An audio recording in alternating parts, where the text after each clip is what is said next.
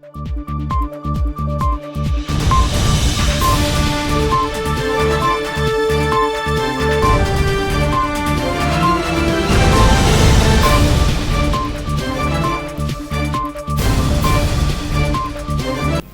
evening and welcome to Primetime News. I'm Joy Gosses. Before we commence with tonight's bulletin, we would like to rectify an error in yesterday's bulletin where we mentioned NAMCOR Managing Director Emmanuel Mulunga's suspension having been affected yesterday. In actual fact, his suspension took effect on Tuesday. We sincerely apologize for this error. Unemployment matters leads tonight's bulletin. Minister of Labour, Industrial Relations and Employment Creation, Utonu Nyoma, says the only way to tackle unemployment in the country is by securing Namibian borders to ensure the influx of goods is controlled. Amelia Kambuta filed our lead story. While addressing the graduates, University of Namibia Chancellor Nangolo Mbumba urged male students to take their education seriously, as he said there are no shortcuts in life and they should work hard and be committed to achieving their goals. The Vice-Chancellor further said it is imperative that UNAM and other institutions of higher learning inculcate in the country's citizens the values of peace, promotion of gender equality, and appreciation for cultural diversity. He said learning in the context of technological and other human advancement is a lifelong journey, stating that UNAM has prepared the graduates for the world of work. They should be socially conscious, productive, and responsible members of society. University of Namibia's Chancellor Nangolo Mbumba has expressed concern that out of 260 students who graduated from the university's southern campus on Tuesday, only 34% were male. Josephina Simeon filed the story.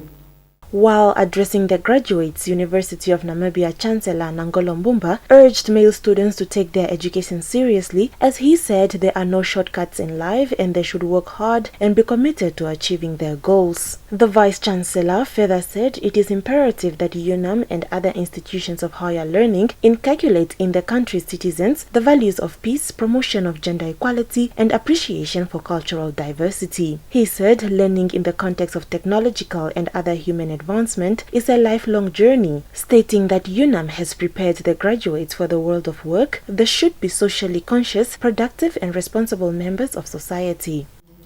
Moving on, the FP Titwet Transport Group officially handed over the newly renovated Explosive Control Division office to the Namibian Police Force Deputy Inspector General for Administration, Major General Anna-Marie Nainda, on Thursday. Pietrus Namatiko compiled the story.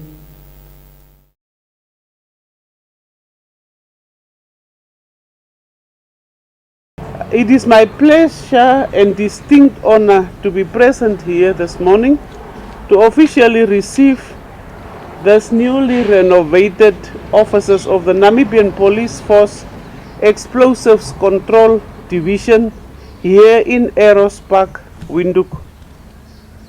The officers we are receiving today in their new state was renovated by FP Titwet Group as part of their corporate social responsibility.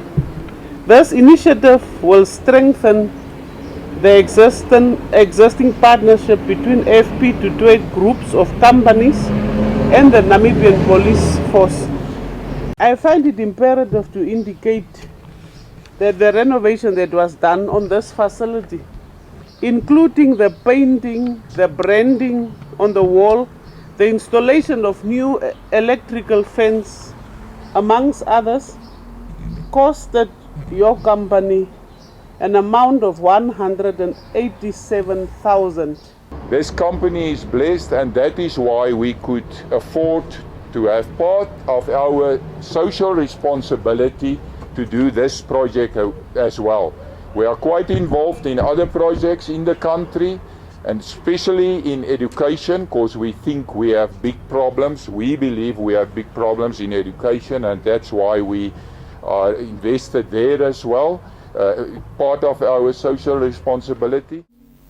Onto a rather unfortunate incident. A 33-year-old male taxi driver was arrested and charged on Wednesday after he allegedly ran over a 14-year-old boy in the DRC informal area in Otjiwarongo. Our regional correspondent, Mulisa Siviasa, filed this report. Namibian Police Force Commander for Community Affairs in the Otjozondjupa region, Inspector Maureen Beha, in an interview with Nampa on Thursday said the deceased was identified by his close relatives as Gonzales Hanatao. Mbeha said the incident happened at approximately 1740 on Tuesday on the gravel road between the DRC informal area and Ombili. The suspect was found to be unlicensed, and he explained that he was test driving the sedan with a taxi badge number he had just finished to repair since he is a mechanic. Preliminary police investigations indicated that the three boys intended to cross the gravel road when the incident happened. Police investigations continue.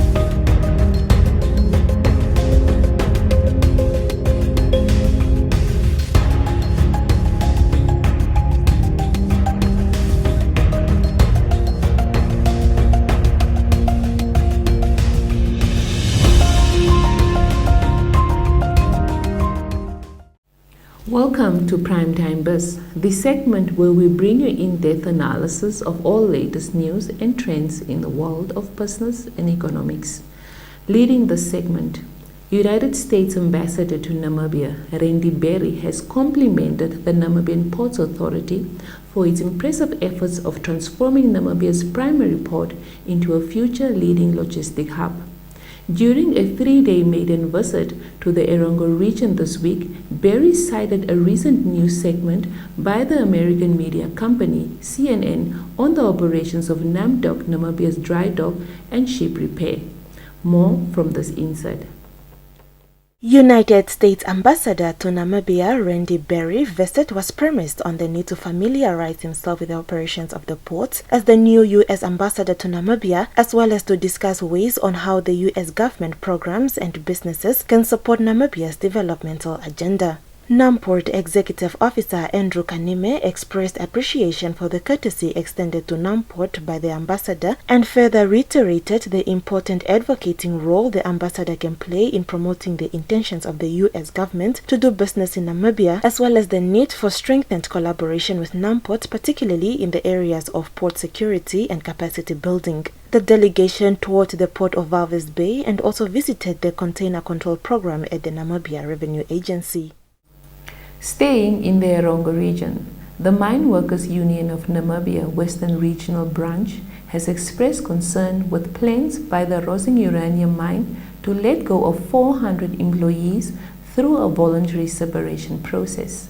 This process, announced in February, follows the revelation of the life of mine extension process from 2026 to 2036. More context from this report.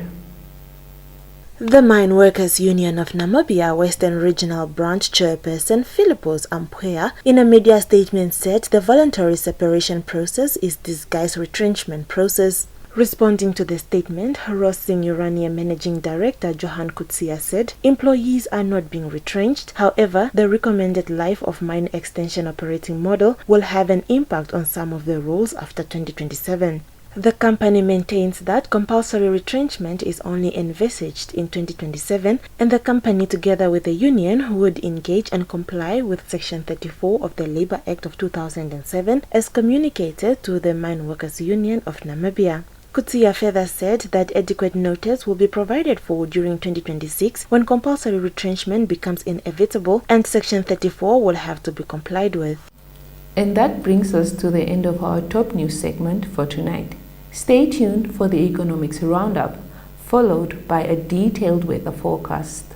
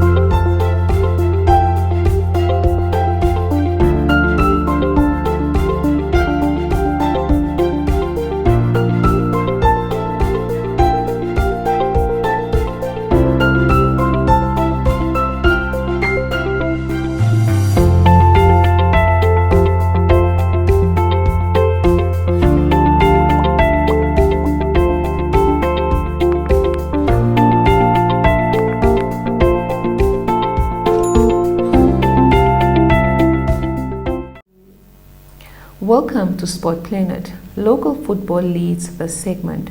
Rosing Uranium and Erongo Red have sponsored money and kits to the Erongo football and netball teams representing the region in the Namibian Newspaper Cup taking place in Otjiwarongo over the Easter weekend.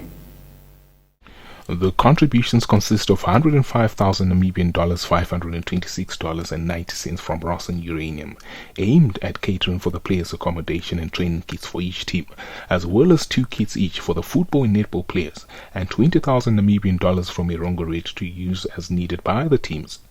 Handing over the sponsorship on Wednesday on behalf of Rossing Uranium, Employee Relations Manager Konji Kaulinge said the company is committed to making contributions to sport and promoting an active and healthy lifestyle, an effort that is evident through the company's commitment to hosting the annual national marathon. On behalf of Erongo Reid, Corporate Communications Officer Georgina Waller said the electricity company strives to contribute towards the development of sports in the region, especially for young sportsmen and women. The popular tournament is slated for 7 to 10 April. Reporting for Sport Planet, I'm Michael Madimba.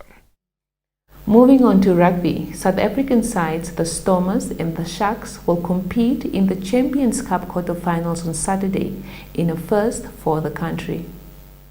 Until this season, the competition, launched in 1995 as rugby union turned professional, was reserved for European clubs. The Stormers from Cape Town, Sharks from Durban, and Pretoria's Bulls made their debuts on December sports stage. The Sharks visit record 5-time winners Toulouse in the quarterfinals, who overcame the Bulls in last weekend's last 16. Siya Kolisi's side beat Munster last Saturday in Durban and face a long journey after numerous visits north during their United Rugby Championship campaign. The difficulty of booking flights at short notice means the squad will be split into two over almost 24 hours. Sharks assistant coach Yannick Brou told French radio station RMC Sport this week that they are not complaining, but the players' comfort comes second. Reporting for Sport Planet, I'm Michael Madimba. Your sports roundup is up next.